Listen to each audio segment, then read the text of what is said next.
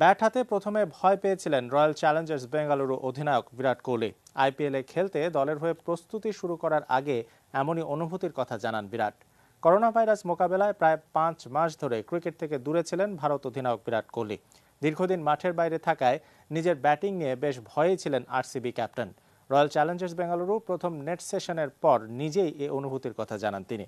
করোনার কারণে আইপিএলের এবারের আসর অনুষ্ঠিত হবে সংযুক্ত আরব আমিরাতে। টুর্নামেন্ট সামনে রেখে দুবাইয়ের আইসিসি একাডেমিতে শনিবার প্রথমবারের মতো অনুশীলন করেছে বেঙ্গালুরু। কয়েক গ্রুপে ভাগ হয়ে করা অনুশীলনের প্রথম গ্রুপে ছিলেন Kohli. Much better than expected, to be honest. It's pretty scared. Haven't picked up a bat for 5 months, but yeah.